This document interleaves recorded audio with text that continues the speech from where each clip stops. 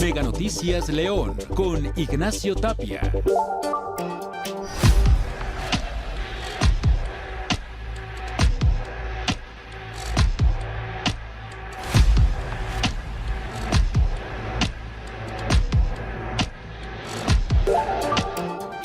Luego del asesinato de estas dos mujeres, madre e hija en Salamanca, Guanajuato, integrantes de un colectivo de búsqueda, pues hay preocupación en todos esos colectivos del estado de Guanajuato porque cada vez es más el número de buscadoras asesinadas. El gobierno del estado dice que les proporcionará toda la seguridad. Un segundo tema es este otro, la tercera parte de este serial que le hemos presentado, de cómo las personas, en términos generales, que se manifiestan causan destrozos. Lo hemos visto durante innumerables manifestaciones, se apoderan. No hay quien ponga orden, quien haga valer la justicia. Se vive en un estado total de impunidad. El tercer y último tema a abordar en Mega Noticias es este otro. Son, pues, diputados, senadores, miembros del ayuntamiento que brincan de una posición a otra en la búsqueda del poder, sí, del beneficio personal, mientras que millones de personas viven en la pobreza. Eso sí, durante las campañas van a solicitar el voto. Iniciamos.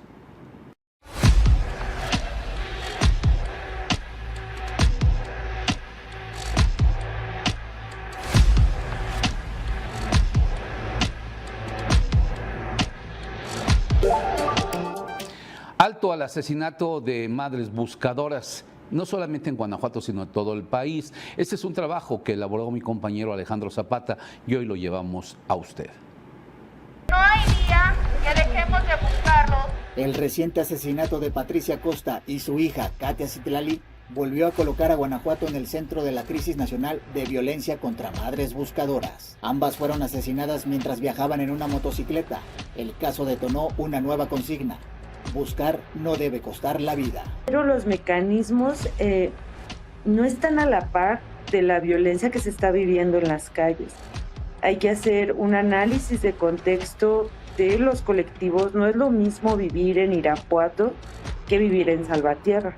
Desde el 2010 a la fecha, el país ha registrado 43 madres buscadoras asesinadas o desaparecidas. De esa cifra, a Guanajuato le corresponden 12. Los 4 casos más sonados han sido María Carmela Vázquez, asesinada en Abasolo en 2022.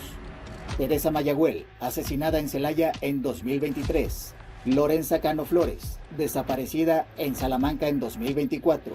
Y el reciente caso de Patricia y Katia, asesinadas en Salamanca en 2026. Esto pone al Estado como uno de los más peligrosos para realizar labores de búsqueda. Triste la respuesta, pero nos están matando porque pueden, porque en el país existen las condiciones para que desaparezcan 40 personas en promedio al día y para que asesinen a las mujeres que buscan. Madres buscadoras y organizaciones de derechos humanos coinciden en que las agresiones están relacionadas con 3 factores principales: la expansión del crimen organizado, la exposición de fosas clandestinas y la falta de protección institucional. Algunas hasta han denunciado amenazas previas, vigilancia y hostigamiento antes de ser atacadas o desaparecer, un problema que según autoridades están trabajando. Se hace un mapeo, un atlas de riesgo, un análisis de contexto de los municipios y se presenta periódicamente a las buscadoras. Seguiremos fortaleciendo con ellas este vínculo y fortaleciendo sobre todo los mecanismos de protección. Las madres buscadoras seguirán recorriendo territorio con la esperanza de encontrar a sus familiares y con el temor de ya no regresar a casa. Para Mega Noticias, Alejandro Zapata. Protestas en las calles es la tercera pieza que llevamos hoy para usted. En ocasiones son los protestantes quienes violan la ley, quienes se exceden. La autoridad simple y sencillamente es observadora. En otros casos hay abusos de autoridad contra manifestantes que lo hacen pues en forma pacífica, como lo establece la propia Constitución. Veamos esto.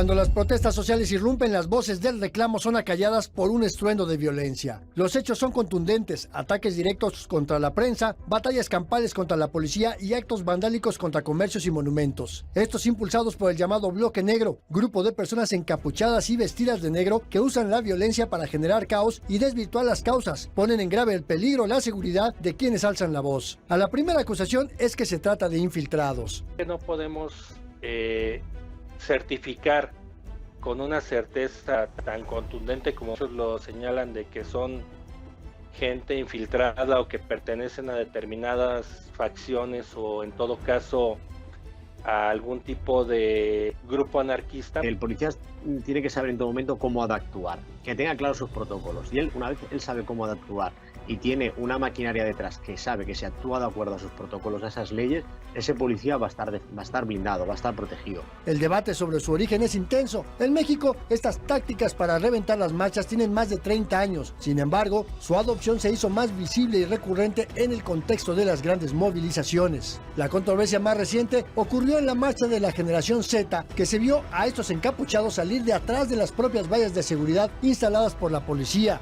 A pesar de que sus actos son filmados en vivo, casi nunca se reportan arrestos o detenciones, lo que alimenta la teoría de que existe una relación con las fuerzas del orden. En el último año, su presencia ha sido notoria en al menos 6 eventos masivos de alto perfil en Ciudad de México y algunos estados, como las marchas feministas del 8M, las conmemoraciones de Ayotzinapa, la marcha del 2 de octubre, las protestas contra la gentrificación y marchas por la muerte de Carlos Manzo, y la más reciente, la de la generación Z. No obstante, poco se ha investigado, y en cambio el gobierno ha calificado a los manifestantes violentos como los mismos de siempre, negando que la juventud rechace la cuarta transformación. Mientras el Bloque Negro opere con total impunidad, será un arma peligrosa contra la democracia y la libertad de expresión en México. Mega Noticias, Andrés Solís.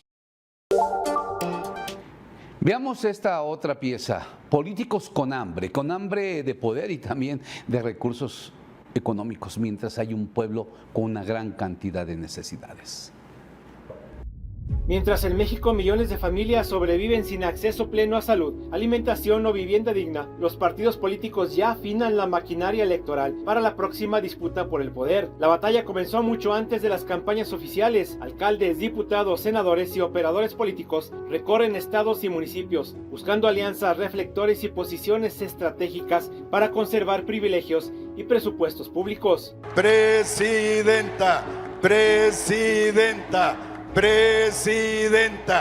Tan solo para el 2026, el Instituto Nacional Electoral aprobó un financiamiento público superior a los 7.737 millones de pesos para los partidos políticos nacionales.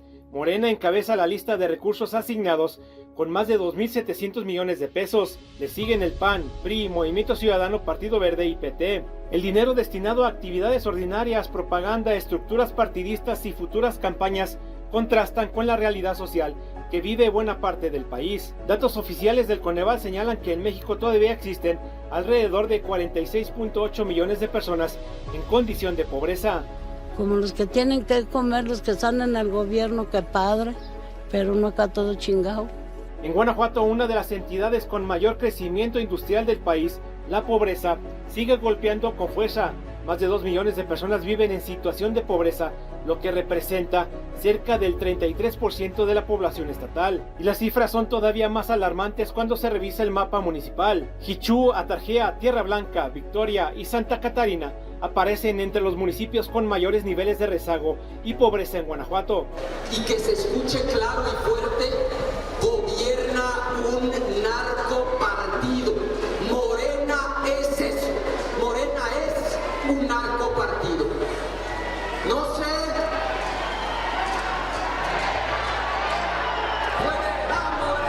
En un país donde millones aún viven en pobreza, la pregunta vuelve a instalarse en las calles. ¿La política sigue siendo un servicio público o se convirtió en el negocio más rentable del poder?